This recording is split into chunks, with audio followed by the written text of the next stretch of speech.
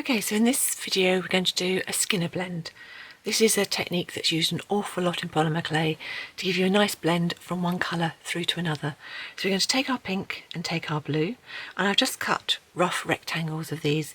Now in real life you don't actually need them to be completely pristine rectangles, and for those of you who've ever seen me do demonstrations up at the NEC or for the British Polymer Clay Guild, you'll know I very rarely do nice pristine rectangles when I'm doing a demonstration, but just for the purposes of this video I've made them quite nice and even.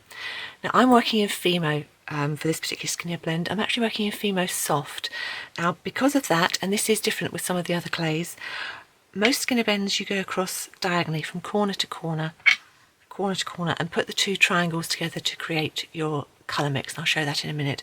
But because this is Fimo Soft, I know that if I put all the colours together I'm going to end up with none of the pristine colours on either end. So in order to avoid that, I'm going to offset this diagonal just a bit. So can you see both here and here I've got a bit left, so that when I pick this up and lay it on top of the other piece and do the same with that one, I have a whole piece of pink that's going to be left here before the start of that diagonal. And if I now put that one over there and this one over here, you will see I've put my two pieces together in such a way that when we start doing the blend, which means we're constantly turning top to bottom, I'm going to end up with all blue on this side, and then it's going to go more and more and more over to the pink until I end up with all pink on this side. And that really is all we do for the skinner blend.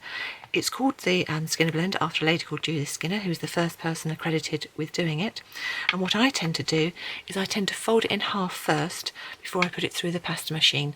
We always put it through fold first, and then we always collect it on our hand, and as you collect it you then know you can fold bottom to top, and if you do that each time, collecting it in your hand, you're unlikely to go wrong and fold it in the wrong direction.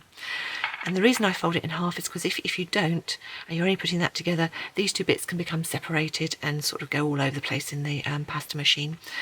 I've also done this, my initial settings of my clay, both my pink and my blue pieces, were on a medium setting, setting number 3. So because of that, even though I now have actually 4 layers of polymer clay, I know I've still got enough settings on my pasta machine to go thicker, so I can put this through fold first. So I'll just swap you over to the pasta machine now and we can see the skinner blend in process. Okay, so here we have our blend, the pink and the purple that I just did. So I need to put the pasta machine up onto a thicker setting, so I'm going to put it on setting number 1 on my machine. And what I'm going to do, put that up into the pasta machine and abut it up to the end, because that gives me more control. And as I said earlier, we're going to use our hand underneath just to collect that clay as it comes through. So having put it on setting number 1, I'm going to put it down to setting number 2 and then just put it straight back through, and now I can start doing my skinner blend. So I'm collecting it bottom to top, and each time I'm just going to fold it in half. What I'm also going to do is just flip it like that. Now this is a tip that came from Sarah Shriver, who was the first person I saw doing this, and the reason being is you think that your the rollers on the pasta machine would be completely symmetrical, but they're not. They have a tendency to either do that or that rather than be symmetrical. So I, like many other clayers before me, always ended up when doing my skinner blend with a piece that ended up like that. And since this tip from Sarah Shriver, never had that problem again. So all I'm going to do is just keep putting it through, and each time I pick it up I collect it and turn it top to bottom. So I'm just going to speed up a bit just to get this done for you.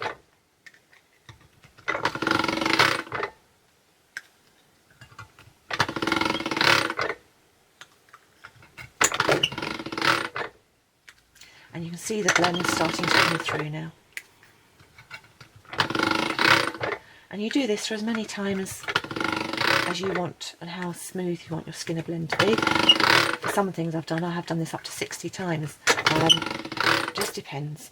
The other thing you can do, you might have noticed me doing automatically as I was going through there. I don't know whether you can see clearly on the video, but we do have a slight bit of lessening at the sides where it's curving. The other thing that Sarah taught us was that you can manipulate the polymer clay actually in the machine. So I'm just going to pull it either side. And the trouble is I do this so automatically now that I don't even think about it when I'm doing it. That's just a couple of tips there for you. So I think we're just about there. So yep, that is a nice smooth blend, and we can now use that in the rest of our techniques. And say the Skinner blend is used for all sorts of things, but as you can see there, it does give you a really nice blend when you use that technique.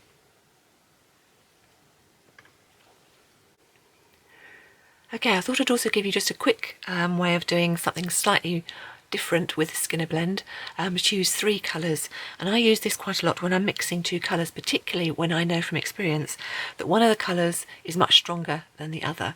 So for instance, I know in this Skinner blend that the blue is going to take most of the work and most of the colour, and the pink's going to be less dominant. So one of the options you've got for this is to use a bit of white and place it in the middle of your Skinner blend, and that will then give a nice disbursement of the colour and give you softer blends. And what I'll do is, having just done the blue and pink one, and now done this with the white in the middle, you can contrast the two and see what you think about the difference. So I'm doing exactly the same as we did before, just cutting those 2 pieces in half, but slightly off the diagonal to give me my bit of blue and my bit of pink left on the end. And then I'm going to take this piece of white clay. Now this is the same thickness setting number 3, but obviously I've got 2 layers of these, so I need to make sure that I layer this up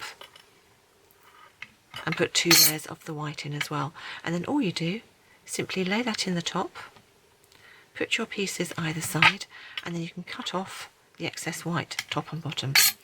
And then exactly the same as we did before, we're just going to fold that in half and put that through the pasta machine, fold end first, and repeat the process, and we'll see what the difference looks like between the 2. Okay, so now we're going to try this with the pink with the white in between the pink and the blue. So exactly the same again. Put the pasta machine up to setting number 1, put it through once, and then because I like to work on setting number 2, just put it through again to get it the size I want. And then I'm going to start doing that folding again, and we'll see how we go.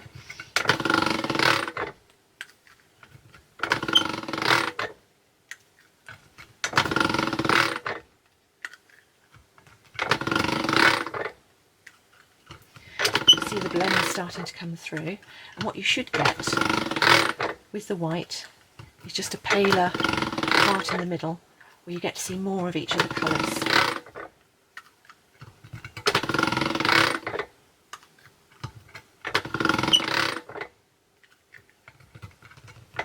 So don't forget you can readjust it as you go along.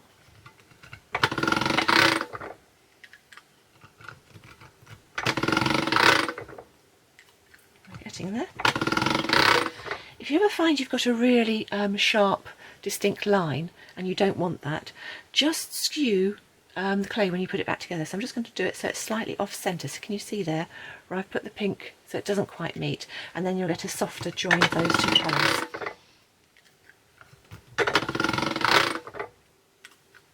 So put it through a couple more times, see how we go. I think we're just about there. And then I'll show you the 2 so you can contrast. And it's quite a subtle difference, but there is a difference. Okay, so there we go. There's that one finished. And if I hold the 2 up, you'll just see you get much more of a softer lilac colour in the one with the white. It's not a huge amount of difference in the Fimo Soft because it already has a lot of white in the clay anyway, but it does just make a difference. And some of the other colours, it really does show up if you put that little bit of white in between. Well, I hope that's been helpful and just showing you a very basic Skinner blend. Obviously there's loads of other tutorials out there with really good ideas for doing rainbow colours and everything else in the Skinner blends. There's just so many things you can do with it.